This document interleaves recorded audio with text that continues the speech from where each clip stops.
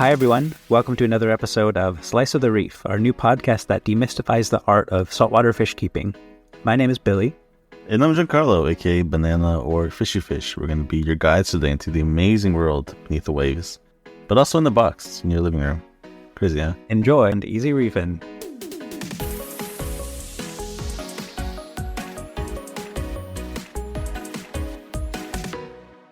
All right, guys, welcome to the very first episode of the very second season of Slice of the Reef. I'm here again with co-host Billy, who now goes by Billy, and we're excited to join you with special guest Ineptadept, otherwise known as Chris. Hi, Chris. Hey, how's it going? I answer to Ineptadept or Chris or whatever. I'm excited to be here at the very first episode of the very second season of the premiere podcast, if I had to say, about reefing. You're on the premiere of the premiere. A brief bio. Inept started reefing when he was 11, got his first tank from his Sunday school teacher. Then he got a degree from biology and oceanography when he was 20. And now he has an 800-gallon tank. So that was an interesting tank, actually. It was a 90, and it was during the 90s, before we had a lot of this stuff on the internet. And I had done all of the mistakes of everything. I had basically anemones would probably be the closest thing I had to reefing for a while. And then I got a green slimer going. But my cleanup crew was always being eaten by my porcupine pufferfish, which is apparently not that reef safe. But, you know, I was 11 or 12. It's fine. That fish is worth whatever it would eat. Such a cute little guy. Yeah, and then I went to the University of Maryland, College Park, got a degree, started working for the Oyster Recovery Partnership, the Marine Estuarine Environmental Sciences Program. I worked for the Maryland Department of Natural Resources, all those things. But, you know, it was hard to make a living. So I started doing tech, and then to console myself, I have been getting larger and larger reef tanks as I've been working in tech. And that's, most of my background. A lot of people actually give a lot more credence to the degree than they should. When we talk about the marine biology degree, they actually cover very little about what we would use today in like typical reefing, right? It's very much a biology degree with a focus on fish, right? So we talk more about the different styles that fish use to swim and how you can predict a fish's behavior based on its morphology. We talk about how when you feed things, you know, the lipid profiles are important. And, you know, that plays a little bit into phytoplankton, where obviously the lipid profiles of phytoplankton are something you consider when you pick a strain. But a lot of people are like, oh, you're a marine biologist, you must know what you're talking about. But no, at no point did I ever look at like a coral under a microscope. At no point did anyone say, oh yeah, this is what the nitrogen cycle is and why it's important. So there's a big sort of gap between the state of the art and the state of the science and what you do as a hobby. So I guess what I've said all that to say is don't take anything that I've said as truth. Don't respect my information. I'm just making this up.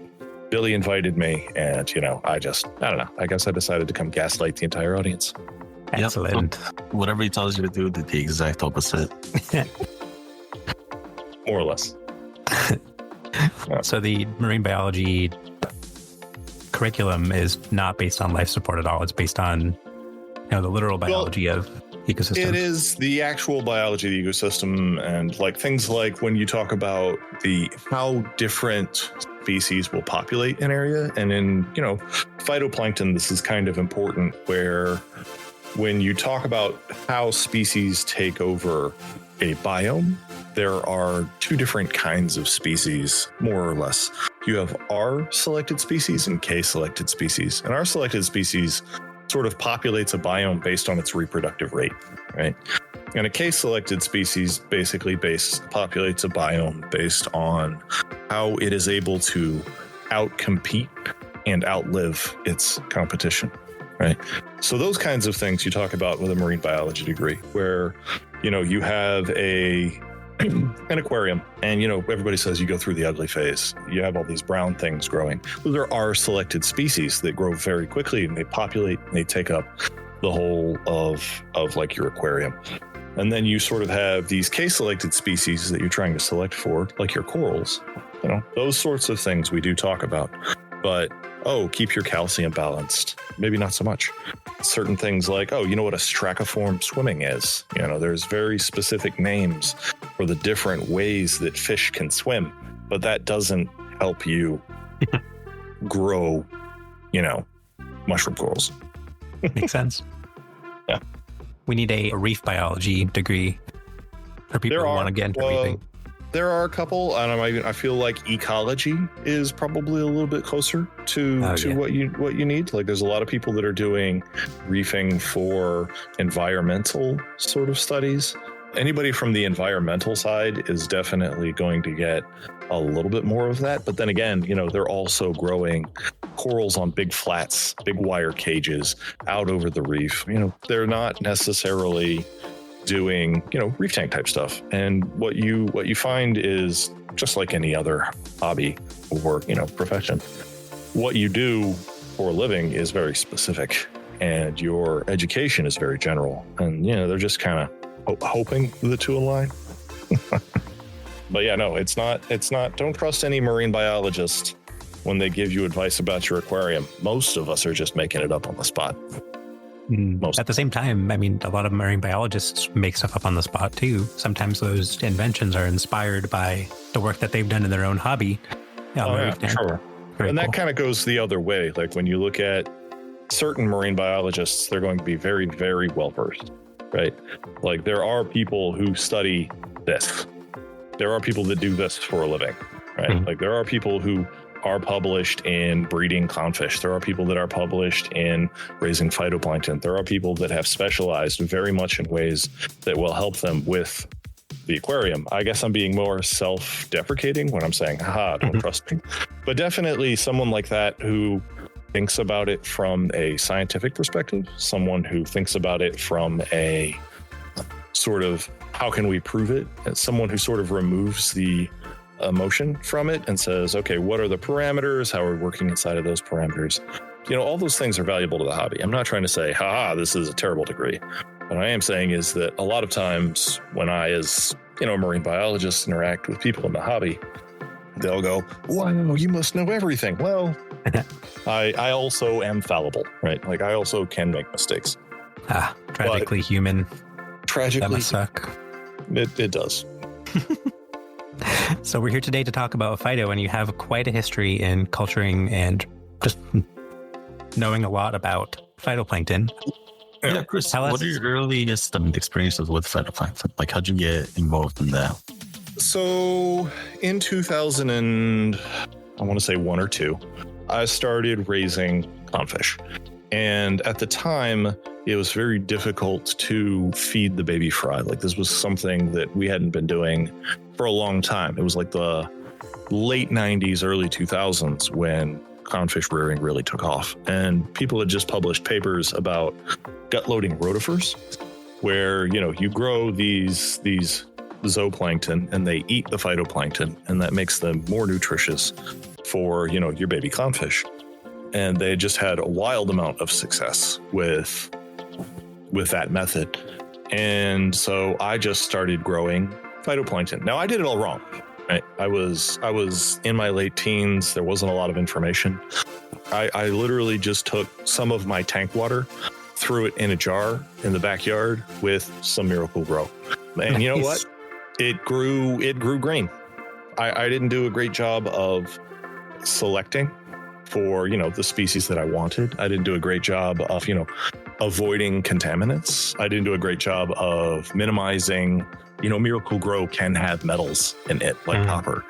So you don't necessarily want to do that continuously if you're not going to do like your water changes. Do your water changes, people. But if you don't do your water changes, if you're running with a closed system and you start feeding phyto, you want to make sure you have a pure resource medium. And I wasn't doing that. So I had all kinds of trouble initially. And I started working with the professor who was breeding the clownfish, and we started corresponding. And I went on to do phytoplankton and dietary work for the Oyster Recovery Partnership. One of the things that you need a lot of when you start breeding things like, baby oysters is you need tons and tons of phytoplankton. So we're talking about on the order of swimming pools of the stuff. Yes, I'll take 1 swimming pool of Nanochloropsis, please. Yes, you can absolutely buy. If you go down to, like, for example, the Horn Point Laboratory in Cambridge, they will sell you a swimming pool of phyto if that's what you want. A lot of people in the industry, sort of something you may not know, but they will put their name on it, but they buy the phyto from a research university, and then they just repackage it as Phyto Feast or whatever have you.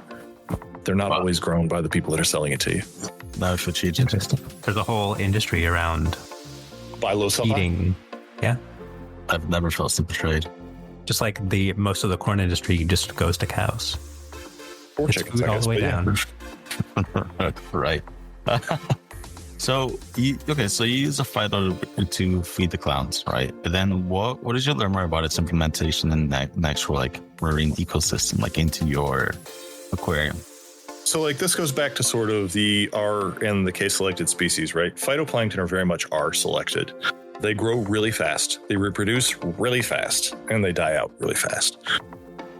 They are really great at making resources available to larger creatures, be this pods, like copepods, or be this rotifers that are then eaten by other fish, be this corals being, mucus, the phytoplankton will get stuck in the mucus, be this filter feeders like clams.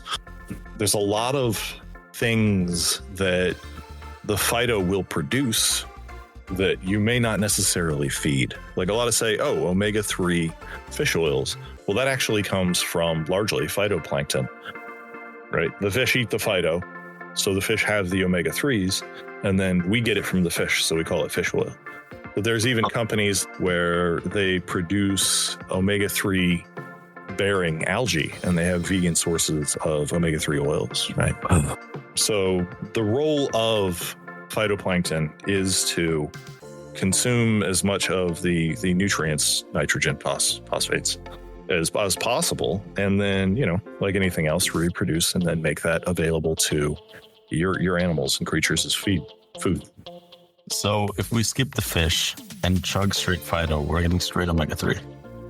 Yeah, I mean, you're gonna have to chug a lot of it, and that's gonna be kind of disgusting. But you could do it. Like I said, there's a company, and they started putting omega-3s in things like Minute Maid juices. If you look at Minute Maid pomegranate juice with DHA and omega-3, it has a little logo on there that says, we're now with DHA. Or with baby formula, it's been proven that babies use omega-3s as part of their brain development. I was part of the team that worked with growing and flavoring those products. So yeah, phytoplankton can be cultured and then filtered out, and then the omega-3s be isolated in one of its more concentrated forms. And it's a vegan source. So yeah. I wouldn't recommend necessarily just chugging phyto. It's going to be salty. You can drink a lot of water. It's going to be bad for your kidneys, but you could do it. Yeah, I'm on the trace elements along with it. The reason we don't drink phyto is because we can drink things higher up the food chain that bioaccumulate those same nutrients that we need. So it would be pretty dumb of you to drink phyto banana, is what he's saying. I mean, in not as many words, I wouldn't want to call banana dumb. Oh. He's my okay. host. That's what I'm for. That's what Billy's here for. He keeps me in check. All right. So obviously phyto has a good beneficial impact in the aquarium, right? What methods you use to get the phyto from your cultivation into the aquarium? How do you dose it? So basically, have either of you grown phyto? I assume a little bit. I have. I'm in the process of it. And my first batch of it actually never blossomed. So you have a higher success rate as a beginner than I did. Because you made green water on the first try, which is kind of a flex, but whatever. Like, you do what you can. So there's a lot of different ways that you can feed it, and it all just depends on what else you want to come with it, right? One of the biggest things that you want to avoid with phytoplankton is you want to avoid dosing your F2 fertilizer. You don't want to dose your fertilizer into your aquarium. Otherwise, your nitrogen and your phosphates go kind of crazy, right? So at a hobbyist grade, the easiest thing to do is obviously just sort of throw some of your culture in your aquarium, but you want to wait long enough that the culture has used up most of its nutrients and that most of those nutrients are going to be representative in a form of algae, as opposed to just throwing sort of a half-grown culture in there with a massive amount of phosphates and nitrogen in there. Like a lot of people have asked me, hey, could you send me, a strain of phyto? Or, hey, will you, send me some? And I will. I'll usually send them algae, but then when their strain dies, they go, oh, can I just throw this in the aquarium? Don't do that. Don't do that. Yeah. So professionally, if you're dealing with things like Phyto Feast by, Ocean Magic, all those kinds of things, sometimes they present you cultures in different forms, right? Sometimes they will sieve the culture. They'll pass it through a series of finer and finer sieves so that you can just get the pure culture and you can sort of remove the culture media. So, you have less phosphate and nitrogen. Unfortunately, the flow rate through those sieves, especially at a hobbyist grade, is low, right? Like you put a bunch of water in at the bottom of this thing where you're going to sieve out a bunch of tiny, tiny creatures. It takes forever. It takes all day. There's other things. It's like a 3-micron filter, right? Yeah, no, it's like the water barely goes through there. And then once algae starts accumulating in the filter, then the water goes through less. Becomes a 0-micron filter. Yeah. So what you need then is people will spin, right? They'll pull a centrifuge and they'll spin and they'll spin and they'll spin. And some algae spins out very easily. Nano will, for example, spin out pretty easily. That's Nanochloropsis. It's the most accessible strain of algae. Yeah. So Nanochloropsis or whatever will spin out pretty easily. And in fact, it'll even settle. Like if you just set a jar of Nano on the counter, like it'll just settle out. You can pour out the top half and then you could, dose the rest of that. So, when you're dosing it to your aquarium, the easiest thing is to just dose and then top off your culture with F2. The second easiest is to grow something that settles out easily like Nano. But most people, I would recommend just make sure that you culture grow out and then dose the culture and then top the culture off with F2. And, at the proper dilutions of seawater and all that. Okay, so not pure F2, it's a ratio of F2 to replace the amount that you removed. So one of the things that we talked about previously was sort of like F2 and F2 ingredients. So let's, now talk about, kind of the process. We talked about the benefits of what do you do, what is the benefit of having this sort of media, right? And we talked about sort of how, do you dose it? You can just buy Phyto and then follow the user's instructions, right? It's like a milliliter every 5 gallons. You put it in, and then whenever your phosphates and your nitrogen start to level out, then you've hit your golden ratio, right? Because nitrates and phosphates will actually lower. Your pest algae will actually start to get weaker and disappear. The Phyto will outcompete like pest algae in your display tank. But it'll also do things like get caught in your skimmer and skim out. It will be eaten by your clams. It will be killed by your UV sterilizer, right? So it will eventually sort of peter out and not really be available in your system. So you want to kind of continually dose. You want, again, sort of the golden ratio is a milliliter every 5 gallons once a week or so. But like you can buy Phyto from many, many sources and just sort of dose it. But the thing that I guess we're here to talk about is how we want to culture at home. That's actually great. Great segue. You fit in great here. Into it, yeah. That's perfect. You're better at this than we are, actually. Wow. Better than I could. Do you want my job? Easily replaceable, Billy. I am.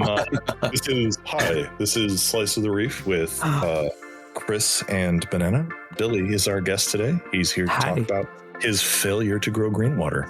It was only the first time. I got it the second time, and then I got bored of it once I succeeded. There you go. He got bored of it. That's that. Wow. Happens so much. Yeah. Thank God it's tanked. So what process did you follow? Like, how did you learn to grow phyto, Billy, or Banana? So I Googled it, and I bought 2 1-gallon jugs from Whole Foods. Not a lot you can do in 1 gallon. Would not recommend. And then I bought the nano. It was like dormant nano chloropsis in like a petri dish. Okay. And they sent me like 3 because I bought 2 and one of them was broken. And then I just... So you bought like an algae wafer, huh? Yes, literally. And how did it go wrong? I probably didn't sterilize the equipment properly because I did both at the same time. I did 2 cultures at the same time with varying levels of attention paid to sterilizing the jugs. And one of them failed and one of them didn't. And that's a great first point. The first thing you want to do whenever you consider growing, right? We're talking about microorganisms. Anything eats them. They are delicious. True. They are highly bioavailable, and bacteria, fungus, whatever have you. Like it all wants your nutrient media. It all wants your phyto. Pods.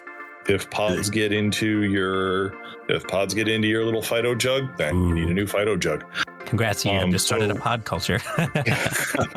Exactly. So rule number 1 is always clean everything.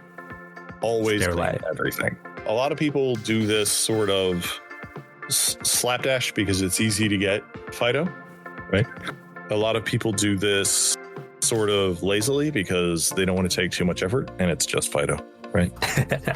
But the first rule when you're doing anything microscopic is always sterilize everything.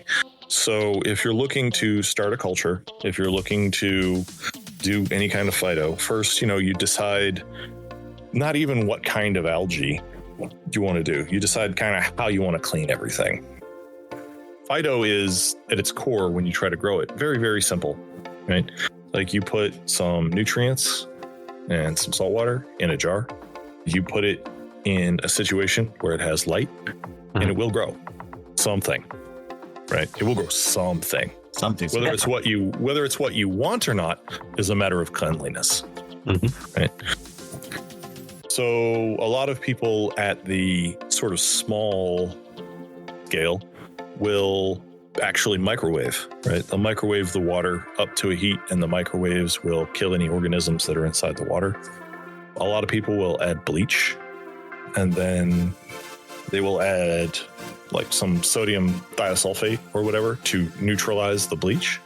Some people like Secam Prime or something. Something similar, yes. Yeah. So I buy all of my materials sort of at larger bulk than maybe some of the others. But if you search sodium thiosulfate on Amazon, it will pop up and you'll get a lifetime supply for like $6. I don't necessarily want to, push products. I'm a big chemist. I like to do my own chemistry. Like I will buy my own sodium silicates and all those kinds of things. I buy the sodium thiosulfate to remove bleach myself, and it lasts forever and it's dirt cheap if you buy it as the chemical. It's a little more daunting, right? A lot of people are like, oh, sodium thiosulfate. Like, what if I get the wrong one and I blow up my house? Meanwhile, there's 18 daunting ingredients like that on their Doritos bag that they're eating. Yeah, that's true. I've never felt so called out. I don't want to put this in my Reef tank. Hates Doritos. It's Doritos. Doritos all the way down. So yeah, usually some people even bleach and then bubble, because bleach will gas out over time. Oh yeah.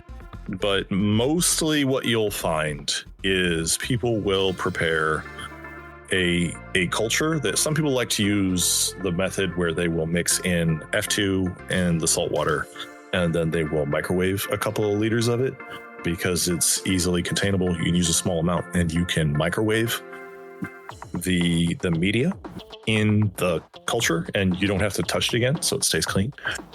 This is your hands can contaminate the. We are talking about critters that are in the submicron level.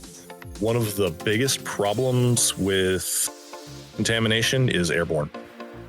This is one of the main reasons why quarantine and fish will fail as well, because a cyst of an organism like ick or another algae strain or a pod can float in the air, right? It's like aquarium COVID, right? It can go 7 or 8 feet.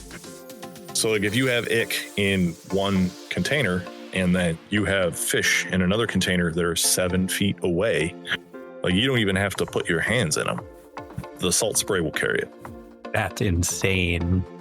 Yeah. So like a lot of times when you buy something from a company and you're like, oh, they do their own quarantine. Oh, they do their own thing. They also have a high density of systems that has a lot of that stuff in the air. And a lot of them aren't following proper, biosecurity microbiological protocols, right?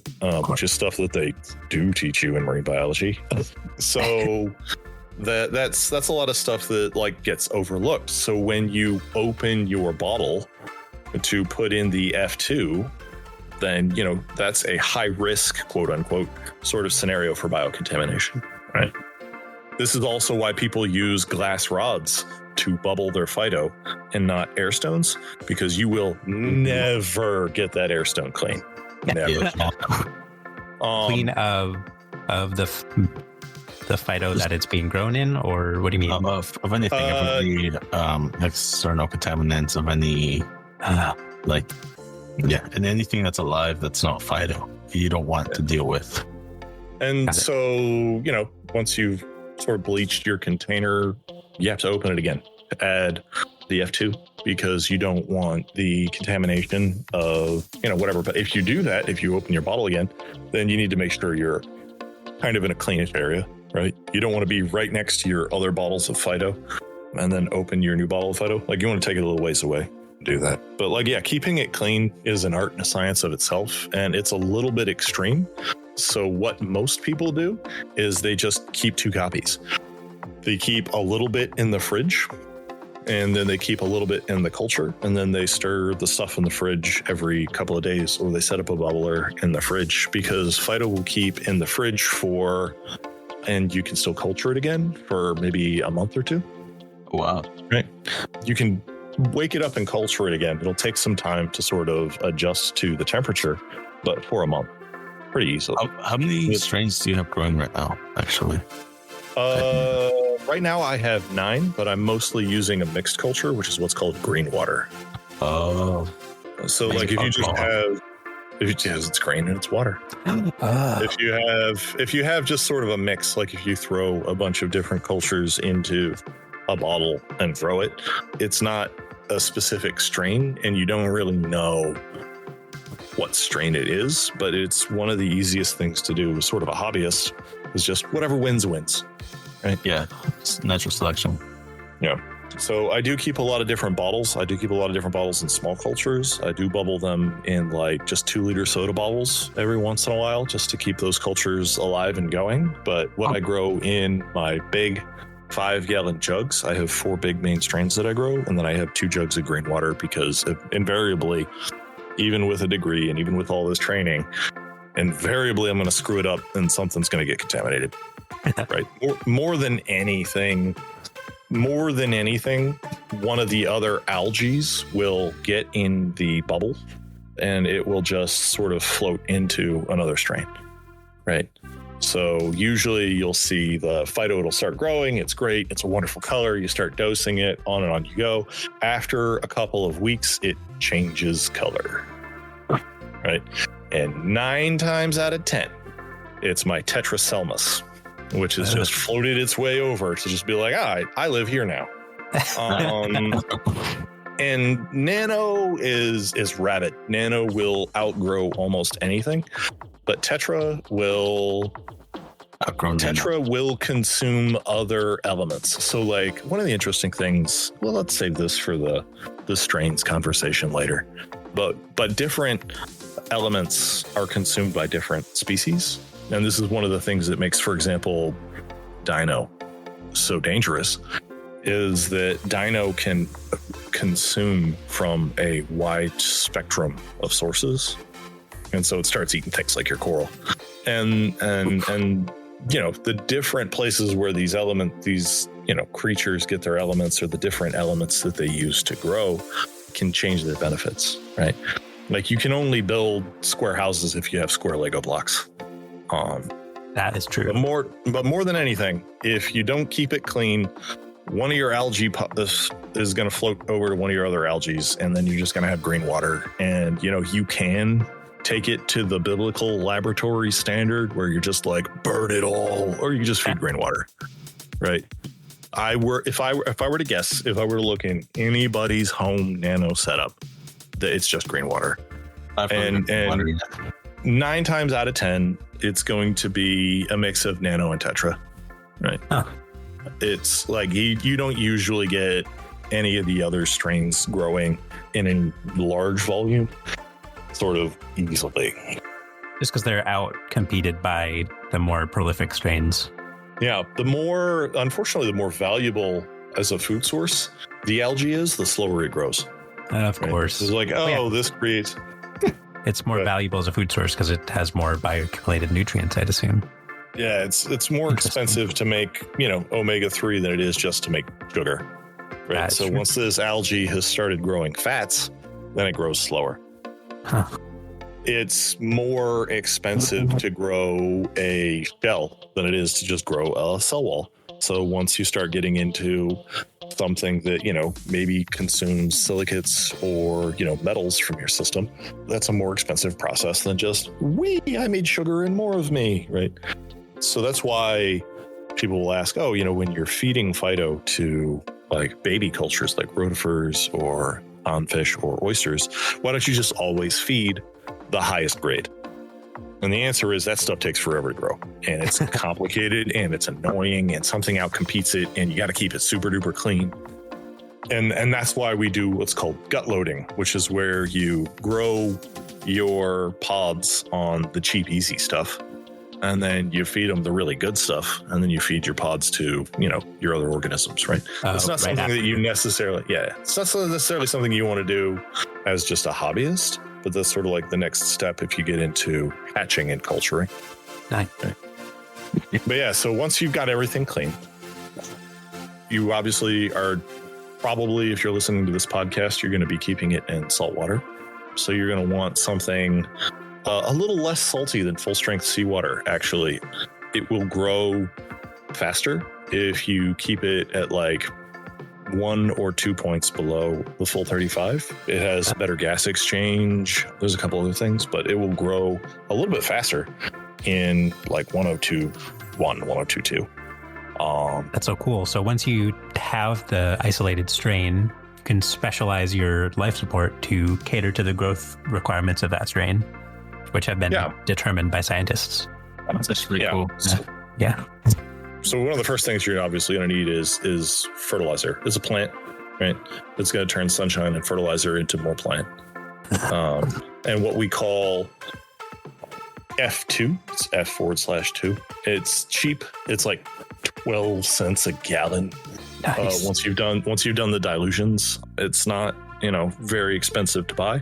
I do recommend that you find a good source of F2 and that you buy it.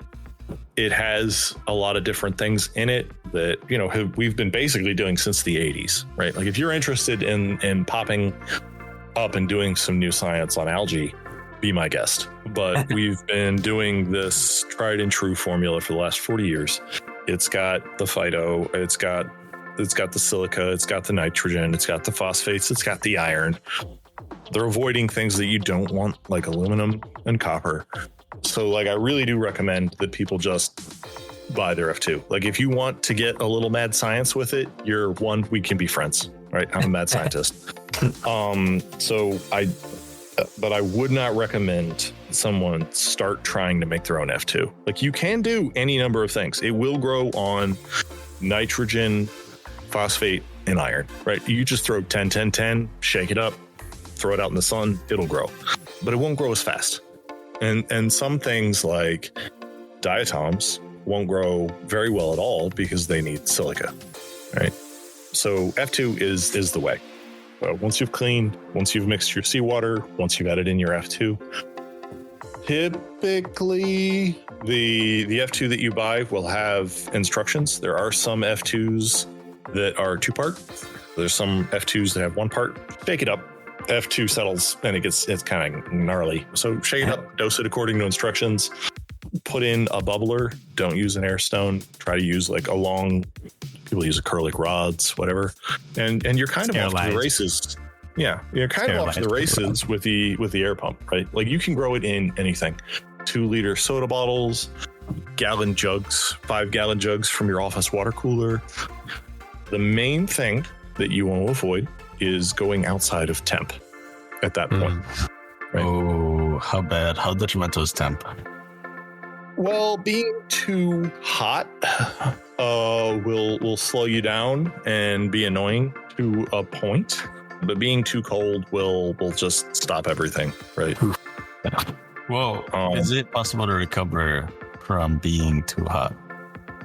Anything's possible, but the probability of being sad increases with the hotter you get.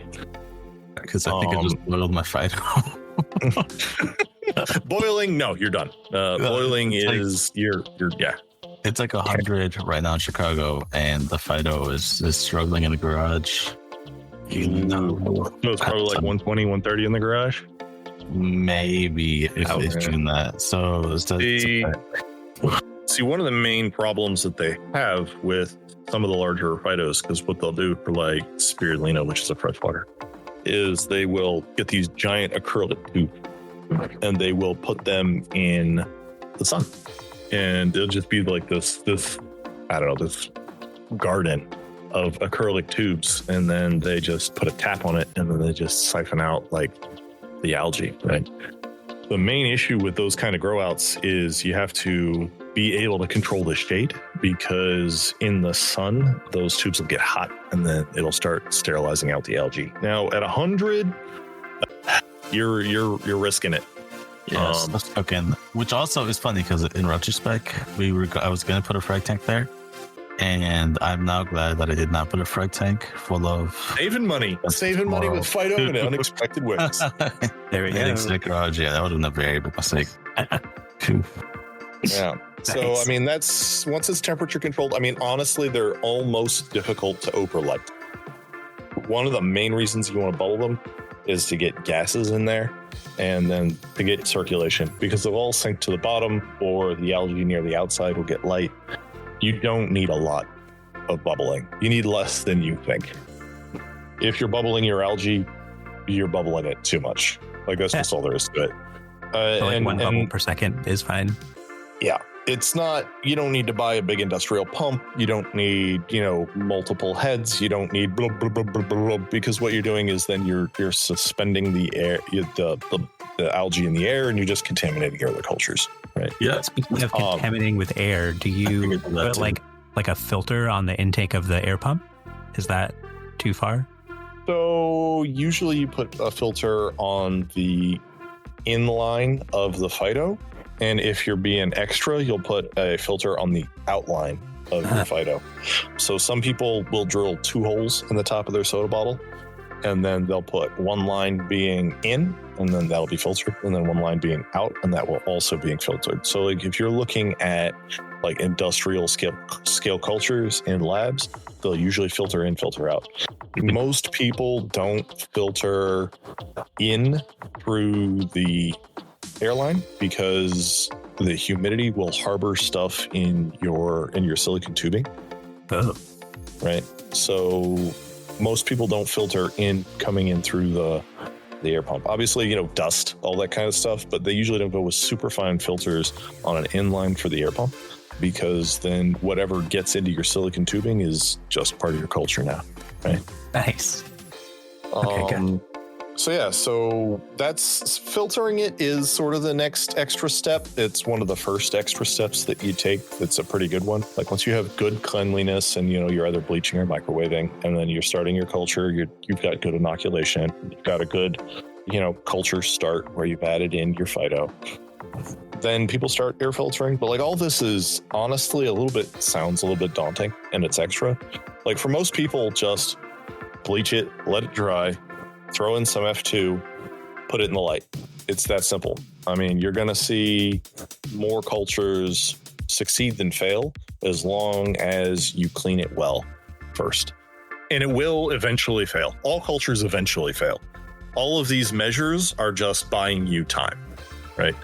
Like filtering your airline, doubling down on cleanliness, this and that. Like all that's just buying you time. And at the hobbyist level, it's just easier to throw it in the dishwasher, rinse it off really good so you get all the stuff off of it from your dishwasher soap.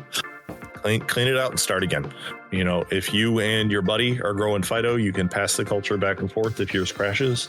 If it's just you, keep a little in the fridge for a couple of weeks and then just start 2 cultures. Just like have one going, then start the other one, then start the first one. You can, and just stack maintain that kind of backup arc in your fridge for when things do inevitably crash. Yeah, so the way that I keep it is I'll have 2-liter bottles, and then one, they're called Falcon tubes. They're like 10 milliliter plastic tubes. That's a really cool name. Falcon tubes. I'm looking those up. Yeah, they are Falcon tubes. But yeah, I'll keep a Falcon tube in the fridge and then 2 10 liters going. And then I will always just harvest I'll just throw the 2 liters. I got a big tank. I'll just throw the 2 liters in my tank, and then I'll take 5 mils and I'll put it in the Falcon tube. I'll put it in the fridge, and then I just do that once a week. Oh, see, this is the first type of test tube I bought. But It turns out you need a stand that is designed for Falcon tubes because they're not flat at the bottom. Oh, they have little points. Some of them are pointy at the bottom, and some of them have like an extra extension that they can stand on. But yeah, so I just stored them horizontally until I bought a stand for them. It works. Buy a Falcon tube as a test tube. What were you buying a test tube for that you got? I looked up test tubes on Amazon, and that was the one that I chose for some reason. I don't know why. I can't defend it. But that's I mean, I think that it's actually very telling that Billy, on his second try of Amazon phytoculturing, was able to do it, right? Like it's it's not that hard. It's just instincts are right there. Yeah. He said it's impressive that I did it that way, Banana. So shut up. I was using more of it as an example of how easy it was, but okay. Oh, I'll be impressed. Okay. Both can be true. Speaking of easy, I mean, that really goes against the stigma that like phyto is actually not that easy to keep, Yeah. Which I guess ties into our myth of the week this week, which is that phytoplankton is only for advanced hobbies, right? Because a lot of the people, they hear phyto, they hear the idea of starting a culture of anything, right? And they're like, oh God, I can't do that. I can't start phyto. I can't start a roticulture. That's all so complicated. I'm not going to do all of that. But really, like the reality is that phyto is so much easier to actually cultivate than that is. And like you said, every culture will eventually crash, which means that every time that happens, you just get more and more experience cultivating it and more experienced with what to do and what not to do, right? Mm-hmm. You kill it until you can keep it alive, until you keep it alive. Yeah, no, I mean, you mix in your algae, you mix in your fertilizer, you close the top, and you put it on a light. Like I knew a guy who got one of those 5-gallon drink jugs from Target, like that you keep like lemons and water on your counter or whatever. I want and he put it on a puck light. Oh, right. And that's a light made of pucks. It's just a little LED light that you put things on, like flowers or whatever, and they like light from the bottom. Oh yeah. So like he went to Target, he spent $20. He got a little light thing, like a little light circle that he put this thing on. Mm-hmm. He went to Petco, he spent another $20, got an air stand or an air stone, and he threw some of his store-bought phyto into it with some F2, and he was done, right? And that culture lasted him like 2 years. right? Before it fully like crashed. Now that was green water. What was in it? Nobody knows, right? Yeah. But he was growing phyto, and he was dosing it. His animals were eating it, and like it's very easy to do 80% of this well. Once you start getting into the more specific things is where you run into trouble. Like if you want to say some strains better than others, right? That conversation is where it gets a little more complicated, because at that point you actually want to keep it clean. At that point, you want to make sure that what you're growing is what you want to grow on purpose, right?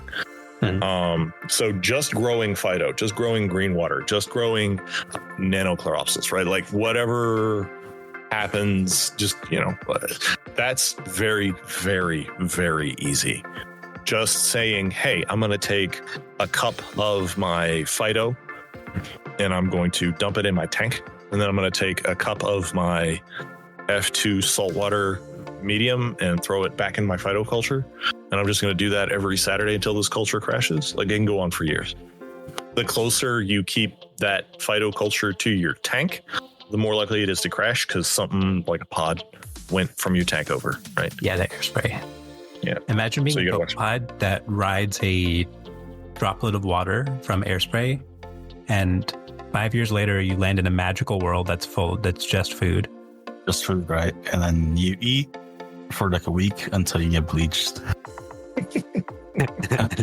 Bleach. This is amazing. Nope. That's it. That's like, oh wow, that's amazing. Yeah. What a story. The guys aren't going to believe this. Man, so phyto's pretty easy to grow. Phyto is pretty easy to grow. As long as you give it sterile, wear more PPE when you're handling your phyto than if you're dealing with COVID. This is what I'm hearing. Wash your hands 7 feet instead of 6 feet. 6 feet away from your tank at all times. 7 feet. 7 feet, he said? 7 feet away from the tank at all times. Or so. 7 feet or so. Make sure you wear the mask, the full gown and everything. You want to keep that stuff clean. Exactly. Yeah. So you have this phytoculture. It's probably green water. It might be nano. It might be tetra. It might be whatever. What are the benefits that hobbyists can see to like dosing this to their own tanks or providing this to their communities? The best thing you're going to see is you're going to see your critters that eat it flourish, right? Like, so in a lot of cases, people will keep filter feeding sun corals. A lot of cases, people will see some kind of filter feeding shrimp or crab, clams. Those things are all going to do better. That's just thing number one. Like they are going to do better. The second thing you're going to see is your pest algae, like your bubble algae, your hair algae, whatever have you, cyano, is going to be outcompeted by stuff in the water column that's going to grow faster. So nano is great for that. If you're just like, oh, I've got cyanobacteria. Well, instead of dosing chemicline, dose nano, right? So instead of using chemicals, you can use the natural organisms that outcompete cyano, even in the wild. Yeah. You can use the stuff that ate the chemicals. No, I mean, there's also very specific applications that you can use very specific strains for, and that's where you get in the benefit of being sort of persnickety about all of these things. For example, that's such a good word. Some of these algae will take up heavy metals, right? I forget if it was tetra or thalassosauria. I need to look it up in my citations. I looked it up yesterday, but I forgot again. Oh, good. They will eat like iron, aluminum, that kind of thing, and then they'll come out in your skimmer. That's amazing. Oh, so reduction of heavy metals. So like if you're doing something like this is, again, not a plug for not doing your water changes. Do your water changes. But if you're not doing water changes or you're trying to get fancy, a lot of people will say, oh, aluminum builds up in the system or, et cetera, builds up in the system. Then dosing a proper algae and then having it skim out is a way to remove that stuff without doing water changes. Right? That's a similar like biomechanism to how mercury accumulates in fish, right? Like it gets absorbed at the really molecular level by microorganisms, and then they get sent up the food chain, and it eventually ends up in tuna or salmon or whatever. Yeah. But instead of eating it, you're removing it from the tank. Instead of eating it, you're filtering it out to the skimmer. But like, yeah, especially other things like Lactophoria's diatom, right? Like that uses silicates. Diatoms use silicates. And a lot of people are like, oh, diatoms are bad. They're brown. Well, it stays in the water column, right? But shrimp, sponges, various things will use those silica, and it will allow them to make stronger shells. It'll make your cleanup crew last longer because they don't get eaten as easily. I think everybody's seen a clownfish swimming around with a hermit crab that it got, right? Yeah. Those hermit crabs are more crunchy and harder for clownfish to kill if you dose or feed silicas, and the easiest way to do that is through phyto. But go ahead. You crab armor. I'm actually really loving like the bio applications of phyto that you know, because ideally, right, everyone hears phyto, they're like, oh, feed rotifers, feed it to my coral, and that's it, right? But no one thinks about the other applications, which is really, really not out of the box view of it. That you're going, like they're talking about right now, using it to reduce metals in your tank, using it as a way to outcompete cyano, using it to actually strengthen certain parts of your invertebrate that gives your tank a more rounded, eco-systematic. Yeah, biodiversity is key to success. Like a lot of people will say, oh, old tank syndrome. Like I ran my tank for 10 years, it was fine, and then it crashed. Nobody knows why. Well, you can get around a lot of that if you dose phytoplankton, because it will absorb a lot of those things that are building up in your system, and then it'll get skimmed out. It's the missing link. It's like the one thing that we're all missing from everything else. And it's probably, phyto is probably present in our tanks at a microscopic level, right? So you probably do have phyto. You probably don't, but probably it is heavily predated. It is eaten by stuff. This goes back to my conversation about our selected species, right? Yeah. You have something that reproduces very, very quickly. Well, guess what? The stuff that eats it reproduces very, very quickly as well. Mm-hmm. Right. And then what you get is a boom and a bust cycle where, bam, we've got billions of nano. Bam, we've got millions of pods. Now those pods don't have anything to eat. Now we got no pods. Now we have nitrogen and phosphates in the system. Right. So because our aquariums are some of our aquariums are small, then we need to dose things that will deplete in the system. Right. If you use things like ozone, if you use things like a UV sterilizer, which a lot of us do to minimize diseases, then you will kill off your pelagic colonies, right? Like you'll kill off your phyto, you'll kill off your pods, slowly but surely. So eventually you should dose them back in. Now, will they retain in the system? Sure, a little bit of it stuck here, a little bit stuck there, but you want to watch what happens when you dose phyto. Your stuff is going to look better. Your nitrogen and phosphate is going to drop. Your hair algae is going to start to wither. But the thing you got to watch out for is it will eat up all of your iron. It will eat up all of your nitrogen. It will eat up all of your phosphate. For some of us, that's the benefit. Our nitrogen and our phosphates are high. For some of us, that's a problem. We're not feeding enough. We're trying to keep ultra low nutrients. And then, we start bouncing off zero, and then boom, we got dino. So there's pros and cons, and there's stuff to watch. But for sure, there's a lot of great biocontrols available to you. I like it. Makes you want to successfully cultivate phyto on that. I mean, maybe get it out of your garage. Maybe take it out of the easy bake oven. I can't. There's no room inside. Phyto. Get a fan, bro. That is the one real downside. Sincerely, is space. It's space. It doesn't always have to take up a lot of room, but it is fairly unsightly, right? You've got these bottles of like bubbling green stuff. It's not necessarily quiet where you have that blah blah blah blah blah blah blah blah, like the bubbling like a Billy's mic. You get that from the phyto, right? Like it's lit, and you can light it 24 hours. Like it doesn't really matter, but it'll grow a little faster if you have some kind of cycle, but like the specificity that you have to follow by strain is just not worth it. So do what works for you. Either run the light 24 hours or cycle it on and off contra to your tank. One of the other things that you don't really consider is that it produces quite a lot of oxygen. So some people run their skimmer lines outside. I grow phyto next to my skimmer. Right. Because it produces a lot of oxygen.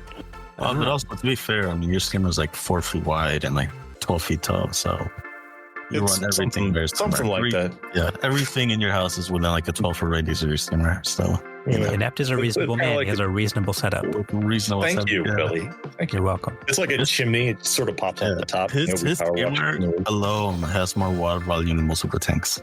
It has more volume than my tank for sure.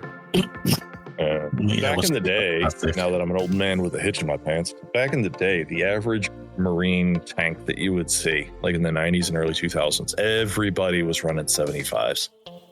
But, you'd be like, oh, some people would get 125 and they get a little squirrely. But like everybody was running 75s. Well, most people back then, 75 was as high as they could count. So like they can't go any higher than that, you know? I mean, yeah, but you could take off your other shoe and you count to 80.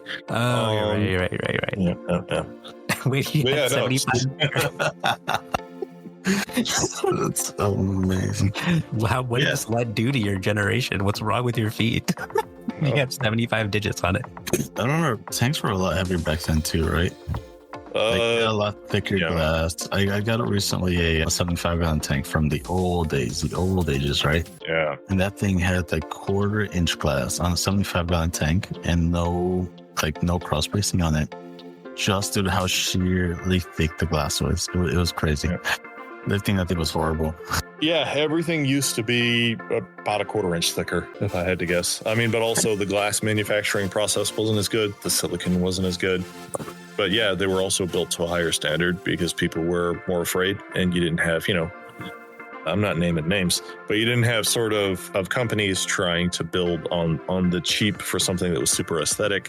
They were just like, people are going to buy this. They sort of slapped it together. They're like, I don't want to get sued. I don't want to get in trouble. So they just kind of threw it together. And the thickness used to be that the 55 was the biggest 1/4 inch tank you could get. And then 75s, you'd either see them in 1/2 inch or 3/4. And I think 75s, maybe even 90s now, are 1/4 or 1/2 inch now. Nice. Wait, that's not a phyto topic. We're off topic. Abort. Oh, there we go. Bro, attention. Bleach the culture. So if people are listening who have made it past the green water /nano/tetra phase, and they're interested in culturing like specific phyto cultures to meet their needs, what kind of strains should they look into if they're either a casual grower or looking to get a little bit more serious? So there's the big four that almost every culture sort of will have, and that's sort of what they'll use for hatcheries, right? They'll have the Nanochloropsis, which is pretty easy and it's very digestible and it's a small size, right? You got the Tetraselmis, which is a little bit bigger and it'll consume some more of the impurities in the water, and it grows pretty hardly and it's pretty thick. Usually you'll see people complain about Isochrysis, right? Like Isochrysis, these are all family names. There's various like subspecies, like Isochrysis, I guess Galbana or whatever is the most common. But honestly, if you don't have a professional and a microscope, it's just ISO. It's a little bit harder to grow, but it has all those things that you want, like omega-3s and the DHAs and the vitamins. It has like a lot of the good fats and vitamins in it that you want, but it's also a little bit more picky, right? ISO. Nano and Tetro will grow in anything, and probably if I look at your green water, you've got Nano and Tetro. Yeah. ISO is probably most people's first step into trying to be specific, and that's where it gets its sort of reputation of being impossible, because up until then, if it got contaminated, then you were just like, la la la la la, I have green water, and you didn't really know, right? But ISO is brown. Ooh. Right? So it's a little bit more of a browner sort of algae. And when you grow it, and then it's like not the right color, like it's going green, or it's too, like it's not fully brown. I guess like you would call it kind of like a golden sort of color. But it's distinctly not green. But you can distinctly tell when Nano or Tetra take over, right? And now you're like, failed. Well, you've been growing green water all along. You just didn't know it. Right. Oh, you like Phyto? Name every type. Name every strain. And so people are all like, oh, ISO is so hard. Well, no, your cleanliness just isn't there, right? And then sort of the next one that people use is usually like Elastisauria. It's a diatom, which scares a lot of people, but it is a great way to get silicates into the system, and it doesn't really settle onto the sand bed, right? I was like, diatom hiss, boo, but it's like hair algae is an algae, right? Yeah. Nano is an algae, right? Like they do different things. They are different critters, but a lot of times the Elastisauria or whatever, I just call it thal. When you grow the thal, it's got a lot of your other stuff that you need for like growing rotifer cultures or making sure that you gut load your pods properly for your baby, whatever it is you're growing. It is super beloved by clams. So if I'm growing clams, or if I'm serious about growing clams, or back when I was doing cultures for sort of pom-pom crabs, right? Anything that does filter feeding is going to love the thal because it's got silica, it's got omega-3s, it's got all the tasty good stuff. And a lot of those invertebrates are very short on silica. If you dose silica, you'll usually see a diatom explosion, and then people are like, oh, it's all over my gravel and I hate it. But that's why we use thal. Right? So those are the big four. Nano is easy, Tetra is easy-ish, ISO is easy, but you got to actually keep it clean, which is where people start realizing they've been making mistakes. And thal for if you want something that will deliver those, omega-3s and silicates to your food organisms. So in certain circumstances, you'd actually want to grow diatoms because they have a different array of nutrients and minerals that they can kind of deliver to your tank. That's pretty cool. Yeah, man, it's all about making nutrients available and pulling out other things, right? Like if you have a pest algae, grow a good algae, right? A lot of people are like, hey, I have a refugium, right? This is no harder or more complicated than a refugium. It's just a separate system. You just want the nutrients taken up by something else. Dose. If you have hair algae problems, try phyto in pods, and it'll make the hair algae less resilient for sure. Nice. What if I'm trying to grow hair algae? Well, then you're probably culturing a couple of different nudibranchs that eat the hair algae, and we should talk because I love to grow nudibranchs. Whoa. I'm growing Bergia right now. There's 50 in my system, and Banana just brought up that they might eat other types of anemones. So I'm looking to get rid of some Bergia. Not too typically, but if you want to get rid of your Bergia, feed your amphipods, because amphipods eat nudibranch eggs. Yeah, they eat babies. Or get a RAS. I mean, you have a RAS. Throw your RAS on there. No, my RAS disappeared at some point. I think I ran out of oxygen at some point, and he didn't make it through. That's nudibranch harassment. Nice. Harassment with a W. How harassment. Anyway. Yeah. Well, we've gotten quasi, but I don't know what else to say. Is there a nudibranch that eats phytoplankton? Probably. Nice, Billy. Probably. Not sure. Got it. Okay, cool. Next question. Is there a holy grail strain of phyto that is super hard to grow or super hard to source? Is there a subculture of collectoritis in so usually you find those in universities, right? Usually you'll find somebody in the university who is growing a particular algae and they just really want whatever they happen to have, right? Mm-hmm. Usually what you'll find is that because the names will change from time to time. Mm-hmm. Like usually you'll see people using old names, like Pavlovia, I think was one of the ones where people were like, oh, this is like one of the really good algae, but it was reclassified. It's a flagellated algae. It was swimming around. It was one of the good things for like feeding oysters veliger larvae once the larvae started swimming, right?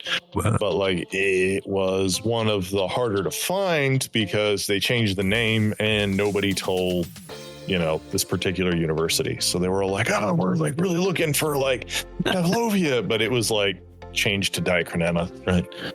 Pavlovia sounds like a country in Europe that is only full of dogs. Yeah. Where'd you get the dogs? I get the Europe. Where'd you get the dogs from? Pavlov. The Pavlovian response. Okay. Keep up, banana. God, you're so embarrassing. Another one that like people will like to feed because it'll make the reds and the oranges, in your tank more vibrant, will be like a Rhodonimus or a Porphyridium, right? Like a red algae. Porphyridium, I guess, cruentum is the most popular reddish algae. And, you will legitimately see a color difference in your clownfish. Whoa. If you have orange in your clownfish, they will be more orange because you've been feeding red algae, right?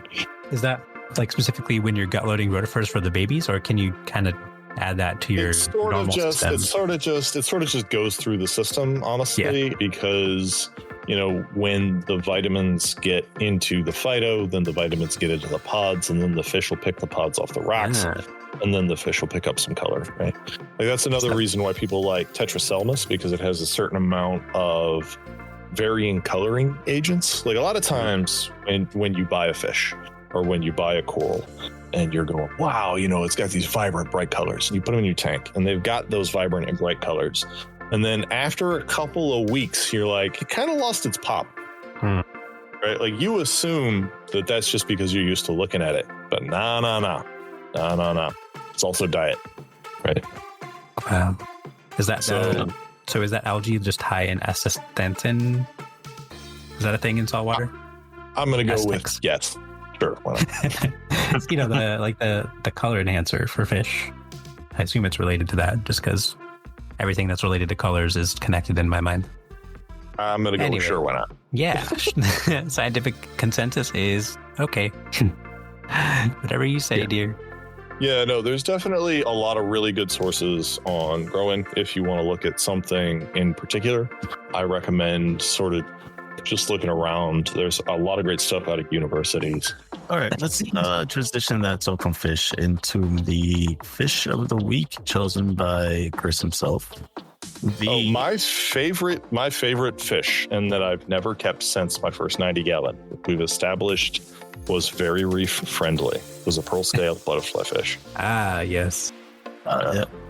They are obligate. That's right. They are obligate nopes. They will eat anything that you want to keep in a reef tank. But it came with my first tank, and I just loved the look of it, the orange, the pearl scale.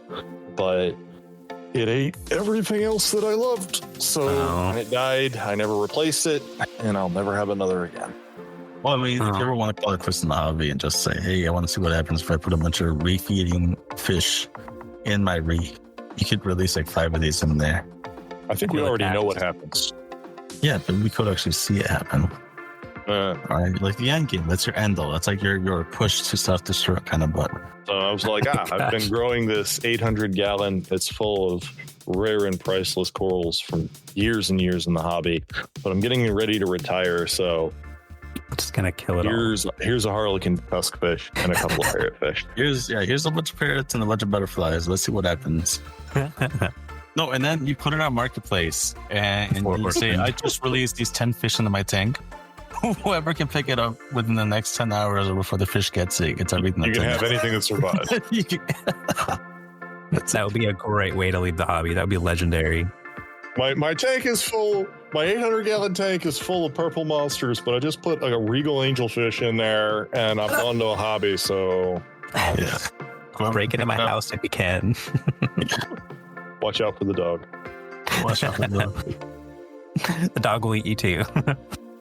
That's the end game. Man, what a way to go. That's funny. But yeah, Beautiful Angel, minimum tank size is here around 75, but they're like Chris said, their main diet isn't anything that you're going to want to keep.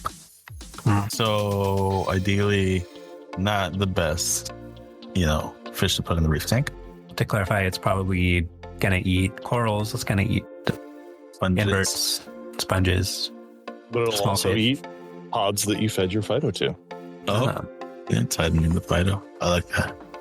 Yeah, butterflies are hard to keep lately, mainly because their metabolisms are just so high and like they just struggle into quarantine. I think that's how they get caught. Yeah. So one of the things you got to watch out for in quarantine, now that we're completely off topic, is that copper is poisonous to everything, right?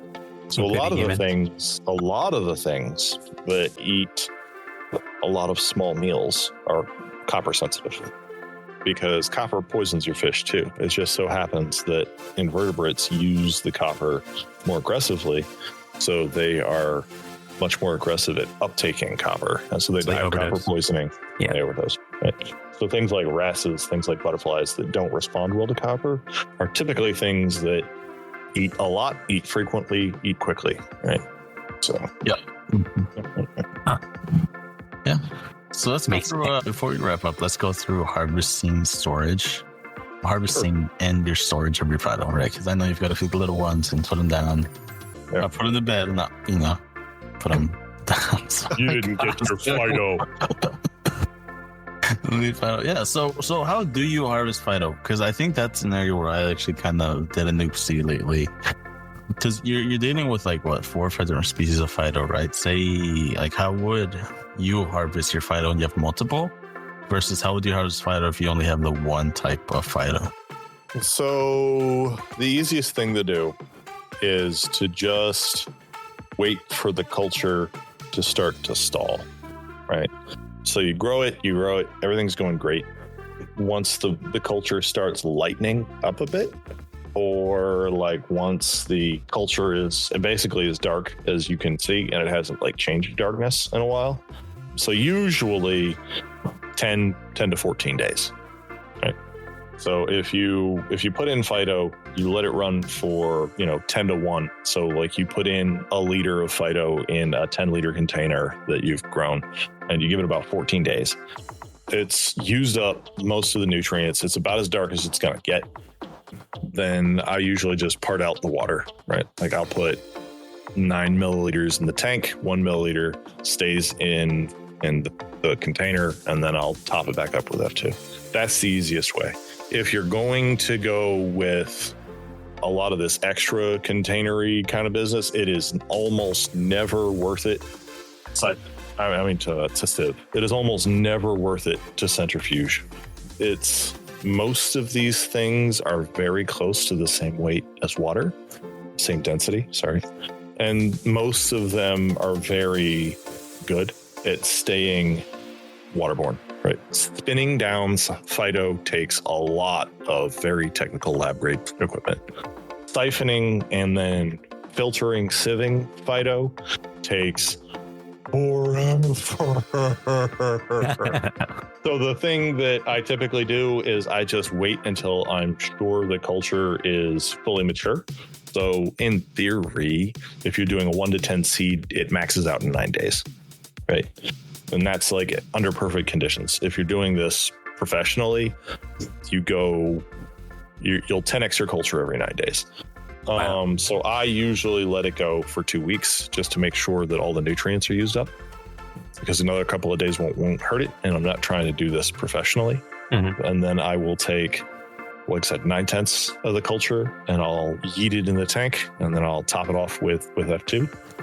And then if I want to cycle it, like I said, I'll take a little bit, I'll put it in the Falcon tube, I'll put it in the fridge, and then I'll just reseed it. But most people doing green water, just yeet 9/10 of that, or half or whatever. If you want to feed more frequently, then you'll throw in less amounts, right? So if you want to feed once a week, throw in half, right? Get your sizes sorted out.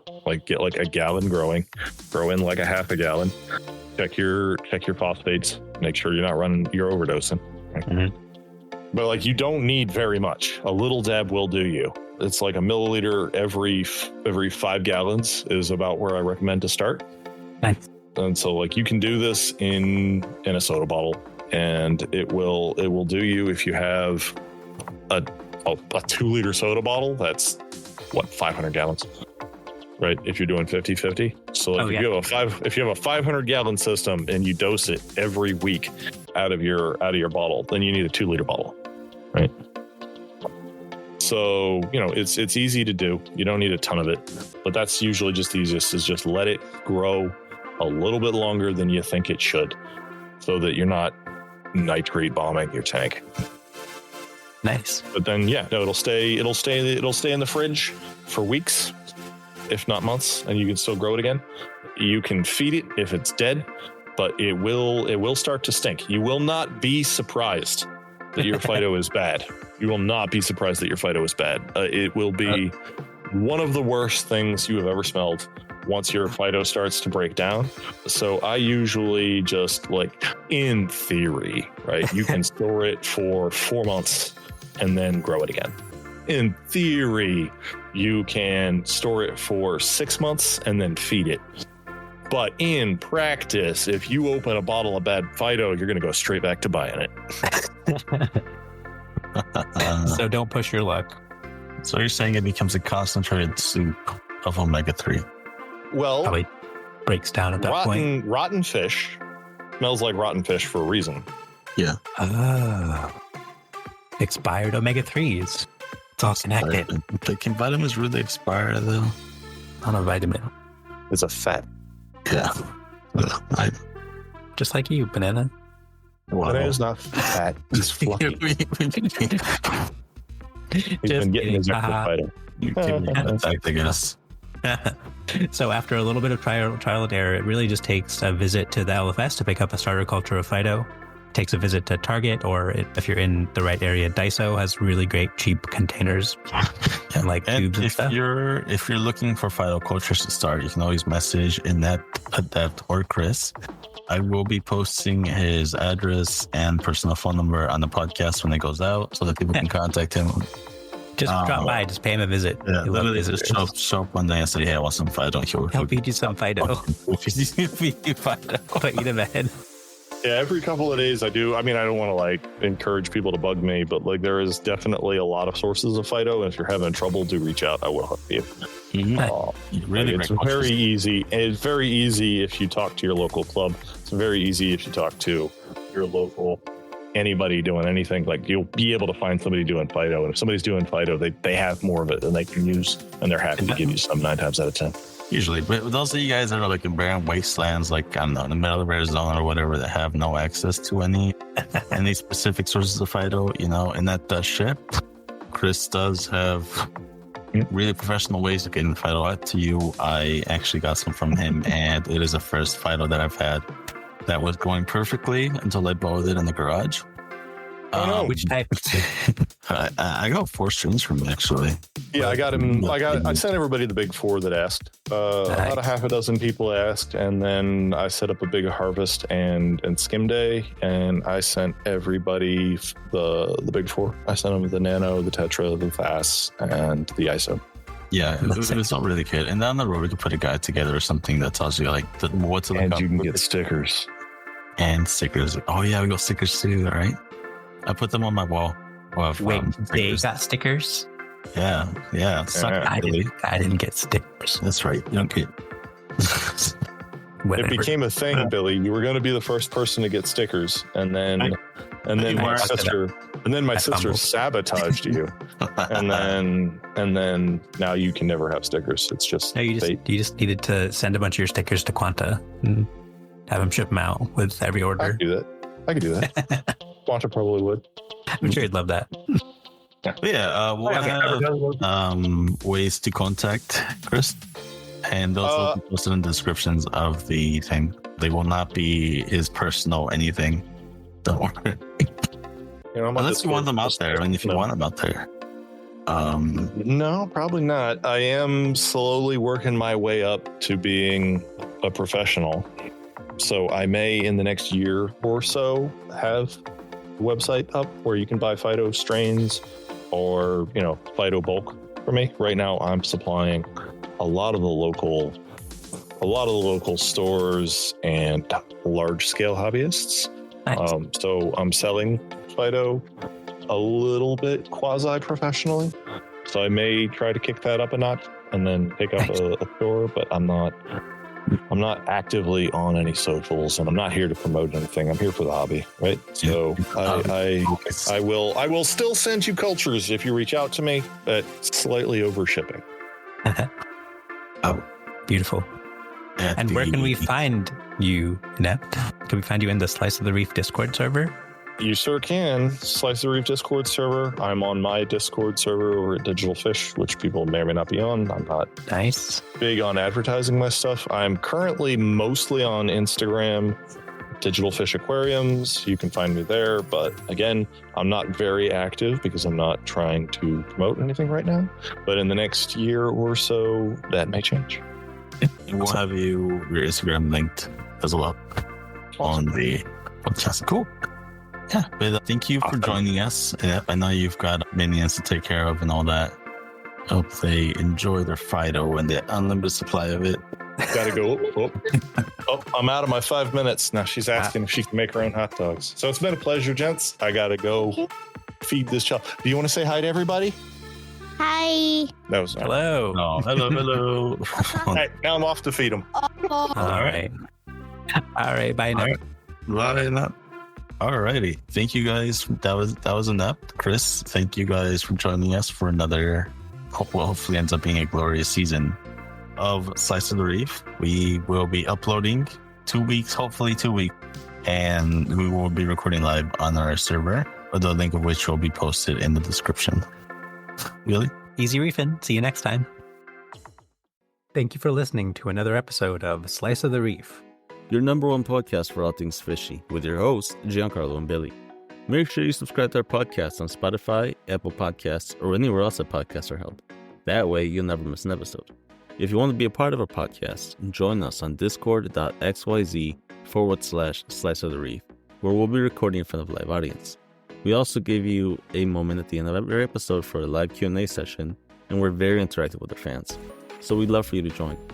You can also check out our website for articles, guides, calculators, and information on our upcoming episodes at sliceofthereef.org. Hope to see you guys soon. Farewell and easy reefing.